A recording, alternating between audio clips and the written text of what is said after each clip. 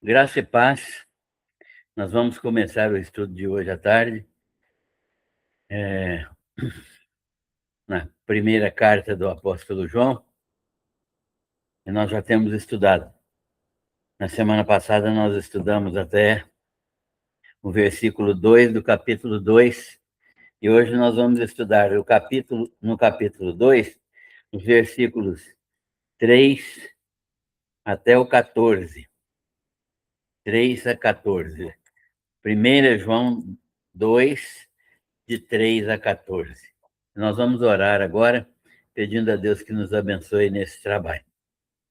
Ó Deus amado, nós te louvamos pela bênção da vida, te agradecemos pelo teu cuidado conosco e pedimos a tua direção para que possamos estudar este texto segundo a tua misericórdia, segundo a tua vontade, para que tudo que nós aprendemos aqui seja colocado em prática na nossa vida. Abençoa-nos em tudo que vamos fazer. Nós oramos e agradecemos por tudo, em nome do Senhor Jesus. Amém. Muito bem, vamos fazer a leitura do texto. 1 João 2, de 3 em diante. 1 João 2, de 3 adiante, o texto, na minha versão, nós vamos ver, diz assim: E nisto sabemos que o conhecemos, se guardamos os seus mandamentos. Aquele que diz, eu o conheço, e não guarda os seus mandamentos, é mentiroso, e nele não está a verdade. Mas qualquer que guarda a sua palavra, nele realmente se tem aperfeiçoado o amor de Deus. E nisso sabemos que estamos nele. Aquele que diz estar nele, também deve andar como ele andou. Amados, não vos escrevo mandamento novo, mas um mandamento antigo, que tendes desde o princípio. Este mandamento antigo é a palavra que ouvistes. Contudo, é um novo mandamento que vos escrevo, o qual é verdadeiro nele e em vós, porque as trevas vão passando e já brilha a verdadeira luz. Aquele que diz estar na luz e odeia seu irmão, até agora está nas trevas. Aquele que ama seu irmão permanece na luz e nele não há tropeço. Mas aquele que odeia seu irmão está nas trevas e anda nas trevas e não sabe para onde vai, porque as trevas cegaram os seus olhos. Filhinhos, eu vos escrevo porque os vossos pecados são perdoados por amor do seu nome. Pais, eu vos escrevo porque conheceis aquele que é desde o princípio. Jovens, eu vos escrevo porque vencestes o maligno. Eu vos escrevi, meninos, é o 14, porque conheceis o Pai, e eu vos escrevi, pais, porque conheceis aquele que é desde o princípio. Eu escrevi, jovens, porque sois fortes, e a palavra de Deus permanece em vós, e já vencestes o maligno. Até aí, que Deus abençoe a sua palavra para a nossa meditação nesta tarde. Que a graça do Senhor seja abundante sobre nós, sobre nossas famílias, sobre todos aqueles que participam, que vão participar ainda deste estudo. O que nós aprendemos com o apóstolo João no capítulo 1, que nós vimos na semana passada? Vamos fazer uma breve recapitulação, porque essa técnica é uma técnica boa, traz à memória aquilo que nós já vimos e fortalece aquilo que nós vamos aprender em seguida, já que é uma uma sequência daquilo que nós temos visto no primeiro capítulo. O primeiro aspecto dessa carta, como nós já vimos, é que João está falando a respeito da sua relação direta com Jesus. Jesus não é uma figura fictícia, não é uma lenda, não é um mito. Jesus é uma pessoa real que se encarnou, que ele esteve conosco, né? Neste mundo, esteve conosco aqui, não é com cada um de nós, mas esteve conosco com a humanidade neste mundo por um período grande de tempo, e ele foi amigo direto e líder espiritual e salvador daqueles que creram nele e que foram chamados para ser seus discípulos. Ele é o Verbo de Deus, o Verbo da vida, o Verbo de Deus, aquele que manifestou a vida de Deus para nós, manifestou a vida de Deus dada pelo próprio Deus ao ser humano. E João fala que eles viram, tocaram, testificaram da sua existência e anunciaram essa vida eterna que estava com o Pai e a nós, aos discípulos, né, foi manifestado. Então, João não fala que Jesus tem vida, mas que ele é a vida. E quem tem Jesus, quem crê em Jesus Cristo, quem o tem como Senhor e Salvador, tem a vida eterna. E assim, João fala que o que foi visto e foi ouvido, isso foi anunciado aos discípulos e depois a todas as pessoas com quem os discípulos conviveram, para que houvesse comunhão entre os seres humanos que são salvos e o Senhor Jesus, que é o Senhor da vida. Essas coisas, então, foram escritas para que houvesse alegria, houvesse gozo, houvesse salvação, né? Predominantemente salvação na vida das pessoas. E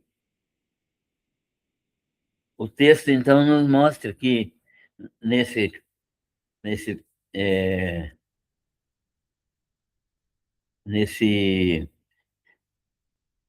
aprendizado da semana passada, Deus é luz eterna, incriada. Deus é Deus eterno, ele não foi criado, ele existe eternamente.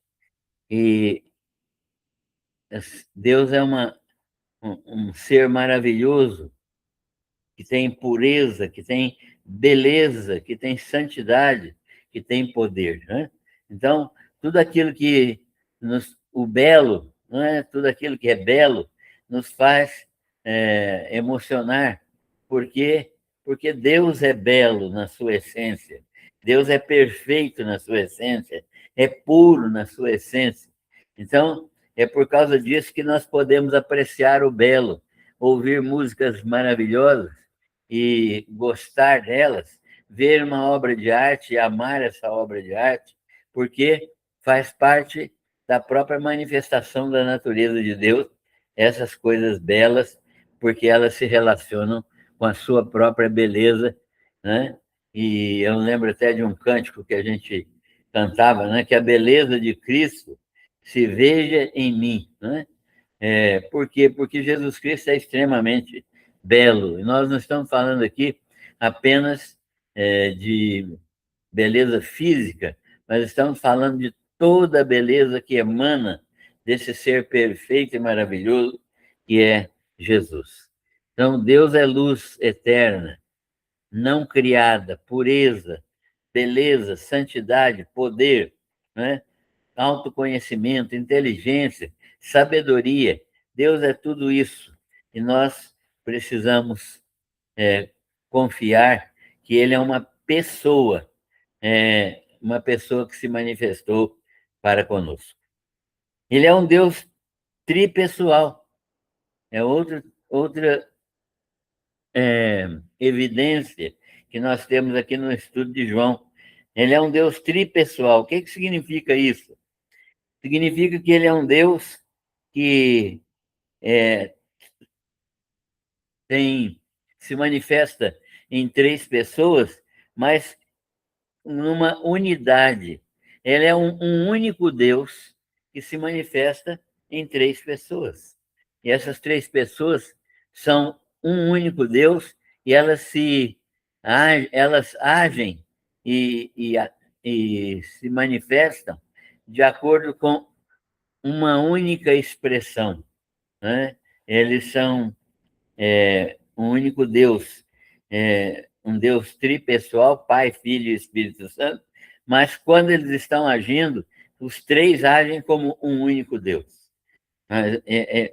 Formam, então, uma unidade, um único Deus que age completamente em harmonia, né? Há uma harmonia perfeita, uma integração absoluta entre essas três pessoas da Trindade, de modo que eles fazem exatamente a mesma coisa, eles têm exatamente os mesmos pensamentos, apesar de serem pessoas que têm ministérios, às vezes, diferentes.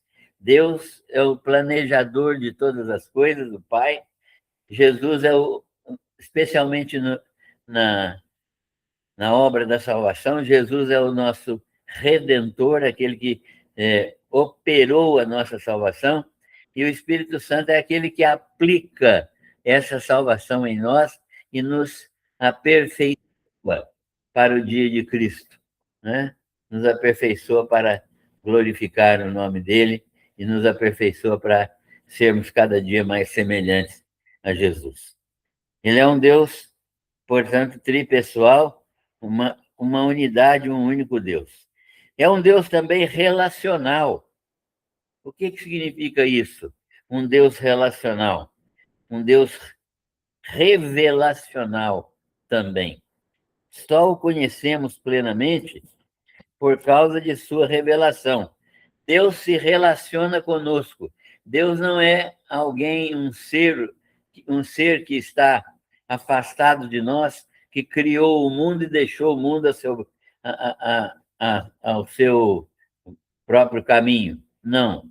Deus é um Deus que cuida da sua criação e que mantém a criação debaixo do seu controle. Ele é um Deus que é absolutamente relacional, ou seja, ele se ocupa das suas criações, ele ama as suas criações, a sua criação, e ele tem o prazer em que essa criação cumpra todo o propósito dele para viver uma vida feliz. Deus deseja que a sua criação experimente a graça de uma relação perfeita com ele, e por isso Jesus veio ao mundo para propiciar a restauração dessa relação que foi perdida lá no Éden, né? Que foi perdida lá no Éden. Então, Deus é um Deus relacional, mas é revelacional também. O que significa isso? Significa que, se Deus não se revelar, nossa noção de Deus não é completa. Os homens podem ter alguma noção de Deus, né? Paulo ensina isso aos Romanos, dizendo que os homens são indesculpáveis, porque há uma revelação geral. A revelação geral é aquela revelação que nós vemos na natureza, né? A própria natureza fala de Deus. Mas Deus não manteve apenas esta revelação. Ele se revelou pessoalmente na pessoa de Jesus. Então, essa revelação direta em Jesus é que permite que nós conheçamos a Deus, o seu caráter, a sua personalidade, os seus propósitos, a sua direção para a nossa vida. É um Deus revelacional. Sem revelação de Deus, nós não o conheceríamos. Nós só o conhecemos plenamente porque ele se revelou. Ninguém poderia conhecer Deus salvificamente se ele não se revelasse em Cristo Jesus. Nós conheceríamos como os incrédulos conhecem, sabem da existência dele, mas não têm uma relação própria de conhecimento íntimo, de, de conhecimento especial, né? A revelação especial de Deus. E ele, então, se revela. E se revela em quê? João fala que ele se revela no seu Filho, já que ele é Pai, né? Ele é o Pai, o Filho é o Verbo e o Espírito Santo é a terceira pessoa da Trindade. Então, Jesus é a revelação do Pai. Jesus é a revelação de Deus. Jesus é a revelação da divindade. Não só Jesus revela a si mesmo, mas ele revela o Pai e revela também o Espírito. E, ao mesmo tempo, o Espírito também revela o Pai e o Filho, de modo que a Trindade sempre está trabalhando em conjunto para revelar a si mesma, ao homem, e para trazer o plano de redenção, para trazer, para fazer o homem voltar ao seu estado original antes da queda e preparar para uma vida eterna com Deus. Ele se revelou, então, no seu Filho, e já que ele é Pai, ele é o Pai, Jesus é o Verbo, e o Espírito Santo é o Espírito instrutor, né? Que nos mostra também a respeito do Pai. Jesus falou do Espírito Santo como aquele que nos guiaria a toda a verdade, e toda a verdade significa, inclusive, conhecimento revelacional do próprio Deus. Já que ele é Pai, então Jesus é o Filho, o Espírito Santo é o Espírito que revela também o Pai e o Filho. O Verbo se encarnou e tomou a forma humana para nos revelar o Pai. Não era possível haver uma revelação perfeita do Pai sem que o Filho, o Verbo, né? O Verbo se encarnasse no Filho. Então, a encarnação de Jesus foi absolutamente necessária para quê? Para que nós pudéssemos conhecer o Pai e para que a obra da redenção pudesse ser realizada. E ele veio, então, se encarnou, tomou forma humana para revelar o Pai. E, embora muitos lá no tempo de João já não acreditassem em revelação e encarnação, nós sabemos que a encarnação é uma doutrina absolutamente fundamental para o cristianismo. Quem não, não, se, não se converte ao cristianismo,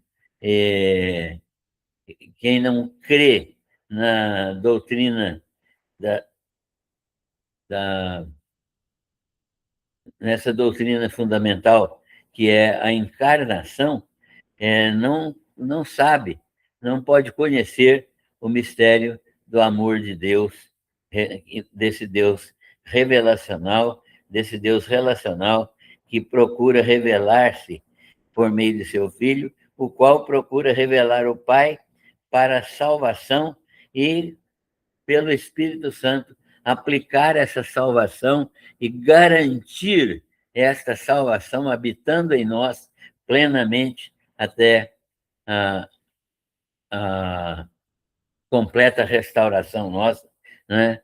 Quando seremos restaurados à condição de filhos, com a ressurreição que vai acontecer, né, no período depois do arrebatamento da igreja. Então, é para que tenham vida, nós tenhamos vida, é que nós precisamos ter essa relação com o Pai. Quem não tem essa relação com o Pai não tem vida, não experimentou a vida eterna ainda. E porque a vida eterna se define aqui no livro de João como uma comunhão com Deus. É preciso entender que a vida eterna não é saber que Deus existe, mas é ter comunhão. Comunhão. O que é ter comunhão com Deus? O que é ter comunhão com o Pai? A comunhão com Ele pressupõe comunhão com todos que também o conhecem, e significa andar na luz de Deus. A comunhão com Deus significa andar em obediência aos seus preceitos. A comunhão com Deus significa conhecê-lo como Pai, ter conhecimento dele como o Pai eterno, o Pai das luzes, o Pai que não sofre nenhuma mudança ou variação, aquele que vem nos dar tudo o que nós necessitamos e que se relaciona conosco por meio de Cristo, né? E por meio do Espírito Santo. Então, para que tenhamos vida, é que temos essa comunhão com o Pai. A vida aqui é a comunhão íntima com Deus. Não é saber que Ele existe, não é fazer uma oração, não é ir ao templo no domingo, não é ofertar alguma coisa, mas é ter comunhão viva, é depender de Deus em todo momento, é fazer a vontade dEle, é agradá-lo em tudo, é renunciar ao pecado, é uma série de coisas que são consequentes à nossa comunhão com Ele e a nossa relação direta, diária com Ele, por meio do Espírito Santo. Então, a comunhão com Ele pressupõe essa comunhão também com todos os que o conhecem. Um outro fator que João ensina é que nós devemos, sim, entender que comunhão com Deus tem que ter um corolário, tem que ter uma consequência. O que é essa consequência? É ter comunhão com os irmãos, ter comunhão com as pessoas. Quando eu não tenho comunhão com as pessoas, pode ser uma só. Eu estou negando a comunhão com Deus, né? A comunhão com Ele, João ensina isso aqui, se andarmos na luz como Ele na luz está, temos comunhão uns com os outros. E o sangue de Jesus Cristo, seu Filho, nos purifica de todo pecado. Então, ele mostra claramente que a nossa comunhão com Deus pressupõe necessariamente que nós devemos ter comunhão com todas as pessoas que são filhas de Deus.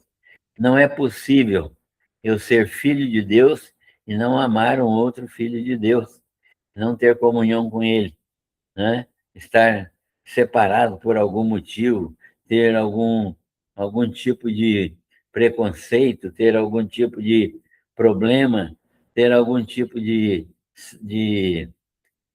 divisão na igreja ou no relacionamento familiar.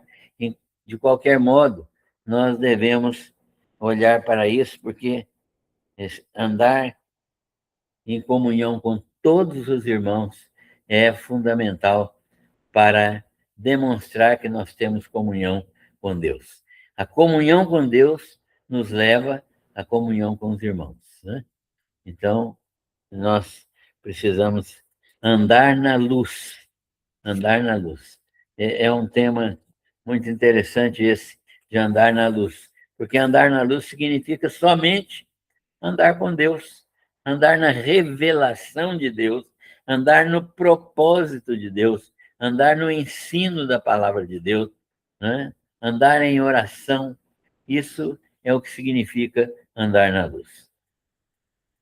Mas João fala ainda que quem diz que tem comunhão com ele, com Deus, anda na luz. Porque se não andar na luz, está mentindo e não pratica a verdade.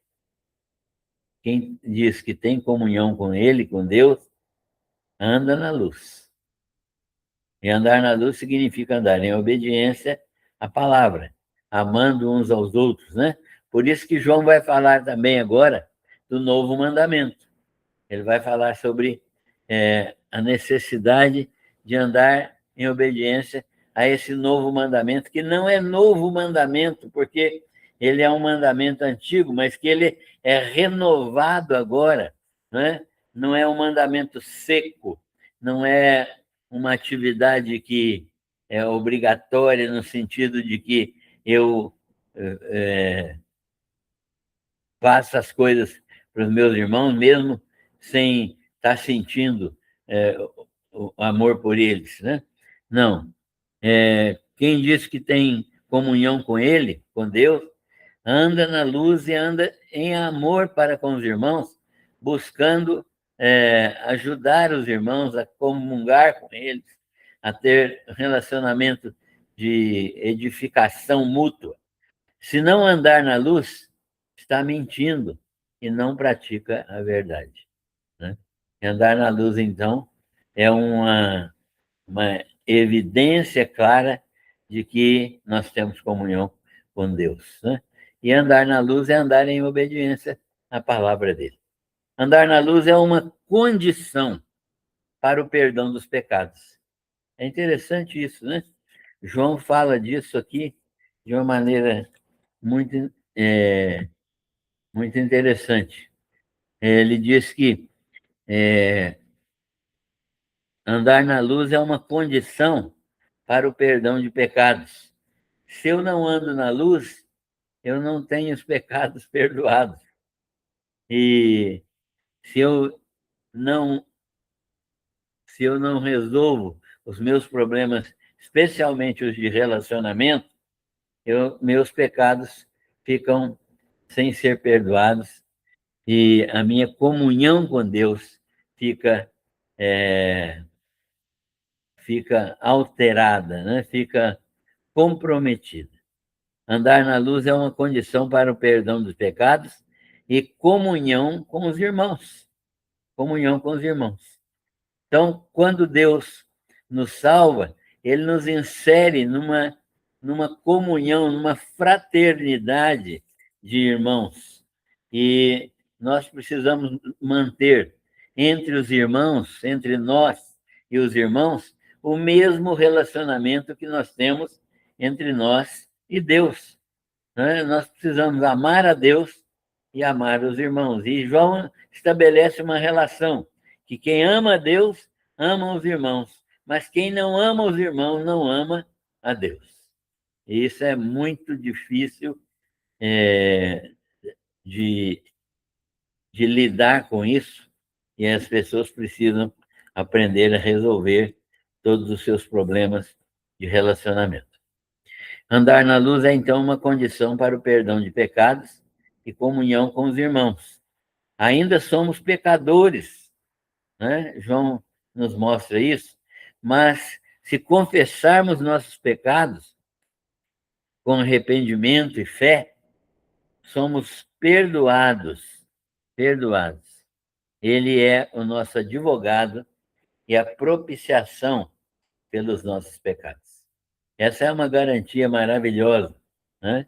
Que nós não precisamos ficar separados da comunhão com Deus, porque nós podemos confessar os pecados e sermos restaurados à comunhão com Deus imediatamente, porque Jesus Cristo é nosso advogado, que nos ajuda diante do Pai, nos defende diante do Pai, e a propiciação pelos nossos pecados, no sentido de que ele é aquele que tem o poder pelo seu sangue, nos purificar de todo o pecado. Agora, João começa uma outra coisa aqui, uma outra explicação, uma outra aula, né, vamos dizer assim. Como é que crentes em Cristo devem andar? Como demonstrar nessa vida, essa vida de comunhão com Deus? Como se manifesta a vida de Jesus em nós, né?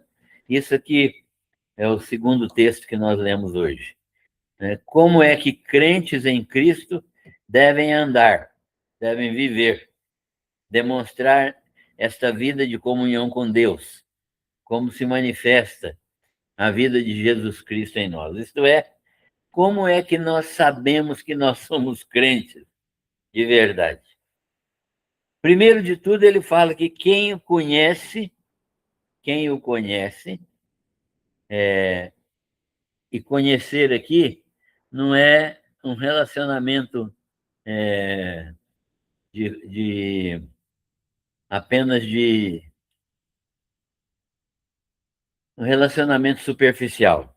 Não. Como a gente faz, né? Aí alguém nos apresenta para uma outra pessoa e nós falamos, muito prazer, né? E ficamos conhecendo a outra pessoa nesse apresentar. Mas não é isso que João está falando. João está falando que quem o conhece é aquele que diz, né? Eu o conheço e não guardo os seus mandamentos, é mentiroso e nele não está a verdade. Como que é isso? Quem o conhece, guarda os seus mandamentos. Que mandamentos são esses? Seriam os 10 mandamentos? Né? Seriam só guardar os 10 mandamentos já resolveu? Não, Jesus, quando fala no livro de Mateus, quando ele apresenta o Sermão do Monte, ele nos mostra uma ética superior à ética exclusiva dos 10 mandamentos. Ele mostra uma ampliação do alcance da lei, para que a lei venha realmente a ser uma manifestação, essa lei de Jesus venha a ser uma manifestação de uma vida nova, de uma vida dirigida pelo Espírito Santo.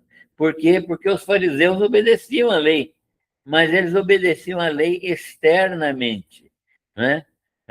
Eles não era de coração. Então, às vezes, eles estavam fazendo uma coisa externa, exterior, mas por dentro eles não estavam fazendo aquilo de coração, né? Aqui, eles estavam tentando simplesmente aparecer ou comprar Deus com a sua obediência à lei, né? Demonstrando que eram piedosos, né? E que mereciam ser salvos. Quem diz, quem o conhece, né? Quando João diz isso aqui, fala que guarda os seus mandamentos, anda de acordo com a vontade de Deus. Anda de acordo com a vontade de Deus. Faz aquilo que deve ser feito, né? Que deve ser, que nós já mencionamos aqui há alguns minutos. Então, quem diz que está em Cristo, também deve andar como ele andou.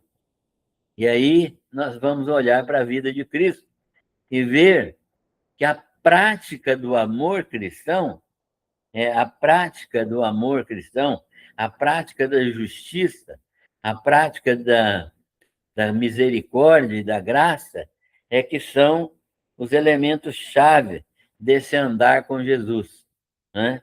Andar com Ele, com Deus. Quem o conhece, conhece a Deus, deve andar como Ele andou, deve andar como Jesus andou, e fazer aquilo que Ele fez. Ele andou por toda parte, fazendo o bem. Não estou acrescentando novos mandamentos, né? João está dizendo isso, né? Não estou acrescentando novos mandamentos. Ele diz assim: amados, não vos escrevo mandamento novo, mas um mandamento antigo, que tendes desde o princípio. Este mandamento antigo é a palavra que ouvistes. E então ele não está acrescentando novos mandamentos. Por quê? Porque os judeus já tinham muitos mandamentos. Eles tinham 613 mandamentos, 365 mandamentos negativos e 285 positivos, que eles tinham que decorar e praticar todos eles para serem perfeitos e herdarem o céu. Então, é claro que isso era um absurdo e ninguém pode herdar o céu por essa prática. Não, então, João está dizendo: olha, eu não estou acrescentando novos mandamentos, não. É, eu estou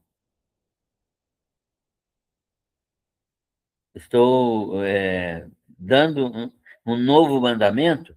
Esse mandamento que menciono é o antigo mandamento que foi dado na lei de Moisés e que Jesus reaplicou, dando-nos sua vida, né? Então, como que Jesus reaplicou esses mandamentos? Passando da teoria para a prática, mostrando que esses mandamentos não devem ser apenas praticados para, para benefício próprio, né? Esses mandamentos, o que os fariseus faziam era isso. Eles não eles guardavam a lei não para obedecer a alguém, né? Não para ajudar alguém, mas para demonstrar que eram justos. A motivação dos fariseus é que era uma motivação errada. Então, João está dizendo que esse mandamento é novo, nesse sentido, que há uma motivação correta, uma motivação certa. Agora, que ele é um antigo mandamento que foi dado não é o antigo mandamento dado na lei de Moisés, mas que foi reaplicado por Jesus, foi ampliado no seu alcance por Jesus e melhorado na sua condição de motivação. Então, nós precisamos andar da mesma maneira. Nós precisamos andar da mesma maneira. Jesus chegou para trazer luz onde há trevas. Sua luz vai iluminando e trazendo a verdade. E aquele que diz que está nele também deve andar como ele andou. E essa palavra é uma palavra que João transmite aqui com todo o poder. Aquele que diz que está na luz e odeia seu irmão, até agora está em trevas. O que é odeia seu irmão neste texto? Não é ódio no sentido de pegar uma arma e ir lá e dar um tiro no irmão, mas é deixar de tratá-lo com bondade, é deixar de me relacionar com ele, criar barreiras no relacionamento com o irmão, fazer uma série de limitações, fazer uma série de palavra me fugiu aqui agora, mas uma série de preconceitos, agir preconceituosamente, não servir de coração, evitar todo tipo de relacionamento. Então, não contribuir, né, para o bem-estar do irmão. Isso, então, para João, e claro que é o Espírito Santo que deixou isso na mente dele, e foi o próprio Jesus quem o ensinou, que aquele que odeia o seu irmão, ao invés de amá-lo, ainda permanece nas trevas. Ele anda e permanece nas trevas. E amar aos irmãos é um comportamento de quem anda na luz. Uma evidência de quem anda na luz é essa, né? De andar na luz é um comportamento de quem obedece, ama e tem prazer no bem-estar dos seus irmãos. Quem odeia seu irmão está em trevas, é cego, não sabe para onde vai. Ele diz isso no versículo 11, dizendo assim: mas aquele que odeia seu irmão está nas trevas e ainda e anda nas trevas e não sabe para onde vai. Por quê? Porque as trevas lhe cegaram os olhos. Então, quem não anda segundo a vontade de Deus, segundo o apóstolo João aqui, é um cego, né? É um cego espiritualmente. E ele não sabe fazer aquilo que ele deveria fazer, ou ele não quer fazer o que deveria fazer, e então ele se comporta como um cego, não sabe para onde vai. O apóstolo, então, insiste no perdão de pecados, e ele escreve que os pecados de seus filhos espirituais, são perdoados por causa do nome de Jesus Cristo. Eu entendo que é muito importante, muito interessante e muito doutrinária esta palavra de João aqui. Os pecados são dos filhos espirituais de João. Ele tem um amor muito grande pelos que se converteram por seu intermédio. E ele, então, os chama de filhos espirituais. E, como filhos espirituais, ele diz para essas pessoas, para aqueles irmãos, que eles são perdoados por causa do nome de Jesus. Nós estamos habituados a ver que os nossos pecados são perdoados por causa do sangue de Jesus, né? Mas aqui, o nome de Jesus é, o nome, a obra, a pessoa de Jesus, né? Nome aqui não significa o termo, a frasezinha, Jesus Cristo, né? Não significa isso. Nome aqui não é o registro no cartório. Nome aqui é a própria pessoa, a essência da pessoa. Nome aqui significa a pessoa inteira, a sua obra, a pessoa de Jesus que está envolvida na nossa salvação e na purificação de toda injustiça. E por isso mesmo, pelo seu sangue, né? Para que levemos uma vida de santidade, andando na luz como ele está na luz. Ele que é luz eterna. Então, quando a Bíblia fala de nome, esse precioso nome, ou quando nós cantamos o nome de Jesus, nós estamos falando não do nome personalizado de Jesus Cristo, mas de toda a pessoa, da pessoa inteira de Jesus, que tem um nome, tem uma obra, tem uma pessoa que derramou seu sangue envolvida na nossa salvação. Todo o ser de Jesus está representado no seu nome. Por isso que a Bíblia fala, né, Paulo fala aos Filipenses, que deu-lhe um nome que é sobre todo nome. Né? Não é o nome de Jesus que é maior do que os outros nomes, mas é a pessoa de Jesus que é maior do que todas as outras pessoas. Então, ele se dirige aos pais, né? João se dirige aos pais. Quais são os pais que ele se dirige? Os pais são os crentes mais antigos, aqueles crentes que já mais amadurecidos, nem só por ser antigo, né? Mas mais por ser amadurecido. Crentes mais amadurecidos, crentes mais firmes na fé, porque eles mantêm comunhão com Jesus. Esses crentes aprenderam a manter comunhão com Jesus. E o que é desde o princípio, né? Jesus é aquele que é desde o princípio, que existe antes de tudo, antes de todas as coisas, que existe eternamente. O, o apóstolo João fala disso, né? Filhinhos, eu vos escrevo porque os vossos pecados são perdoados por amor do seu nome. Pais, eu vos escrevo porque conheceis aquele que é desde o princípio. Nós já mencionamos isso. Jovens, eu vos escrevo porque vencestes o maligno. É uma expressão importante essa, né? Que já vencestes o maligno, significa que a vitória sobre o maligno, olha que coisa interessante, irmão.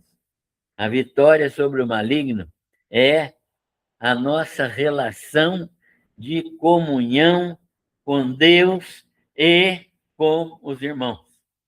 A nossa vitória sobre o maligno está condicionada à nossa relação de comunhão permanente com Deus e com nossos irmãos. Não é brincadeira essa questão da relação com os irmãos. Não é uma brincadeira. É muito sério, né? E a gente precisa realmente desenvolver uma relação de amor cristão e de plena sujeição, mútua comunhão e plena sujeição uns para com os outros. Jovens, eu vos escrevo porque venceste o maligno. E isso está relacionado com a comunhão com Deus e a comunhão com os irmãos. E o maligno, então, não pode cantar vitória, porque nós estamos em comunhão. Porém, se isso não acontece, abrimos brecha no corpo de Cristo e essas brechas são usadas pelo maligno e usadas de maneira a destruir até a nossa comunhão e o nosso relacionamento fraternal, né? Relacionamento fraternal com os irmãos e atrapalhar o crescimento da igreja. O texto, então, diz assim, continua dizendo, né? Eu vos escrevi meninos, né? Filhinhos, porque conheceis o Pai. Então, como na condição de crianças espirituais, nós temos um Pai. E eu vos escrevi pais, aqueles mais velhos, né? Porque conheceis aquele que é desde o princípio. Eu escrevi jovens, porque sois fortes, né? Ele está dizendo que os jovens são fortes em Cristo, eles estão firmes na fé. A palavra de Deus permanece em vós. A razão da força desses jovens é que eles, não só a palavra de Deus permanece neles, mas como eles também permanecem na palavra de Deus. Né? Por isso, vencestes o maligno. Se alguém ama e vencestes o maligno, ou seja, aqueles que permanecem na palavra e a palavra permanece neles, e aqueles que permanecem em comunhão com Deus e com os irmãos, estes vencem o maligno. João praticamente repete esse versículo 2 vezes. Ele se dirige aos pais, crentes mais antigos, porque mantém comunhão com Jesus, o que é desde o princípio, né? Que existe antes de tudo e de todas as coisas. Aos jovens, aqueles que estão chegando agora na vida cristã, garantindo-lhes que em Cristo eles também venceram o maligno. E João praticamente repete esse versículo. Os pais devem andar como Jesus andou, porque tem comunhão com o que é desde o princípio, que é com Jesus. Por meio dos apóstolos e do seu testemunho, os pais tiveram conhecimento da pessoa de Jesus, né? Então, muitos deles, a maioria, nunca viu Jesus, mas a maioria teve conhecimento de Jesus por intermédio dos apóstolos, que pregaram a Jesus poderosamente e por causa dos sinais que eles também fizeram. E então o testemunho deles, dos apóstolos, serviu para eles. E os jovens que não viram também são fortes porque a palavra de Deus está neles e eles permanecem na palavra de Deus e eles estão firmes na palavra de Deus. De modo que para João tudo funciona de acordo com o conhecimento salvífico da palavra de Deus. Esse texto nos ensina que nós podemos vencer o maligno, desde que estejamos em comunhão uns com os outros, em comunhão com Deus e em comunhão com a palavra viva de Deus, que é a Bíblia Sagrada e que é o próprio Espírito Santo falando ao nosso coração por intermédio das Escrituras. Deste modo, então, todos vencem o maligno. Papel importante de permanecer na palavra é salientado aqui, né? João fala a respeito desse trabalho maravilhoso que é permanecer na palavra. Ele quer que os crentes saibam que permanecer na palavra é o trabalho mais importante do Espírito Santo na vida do crente. O crente precisa entender que ele precisa permanecer na palavra e é o Espírito Santo de Deus quem faz com que os crentes permaneçam firmes na palavra de Deus, porque Jesus ensinou que o Espírito Santo seria dado para conduzir todos os filhos à verdade, né? Ele vos conduzirá toda a verdade, né? Ele vos ensinará toda a verdade.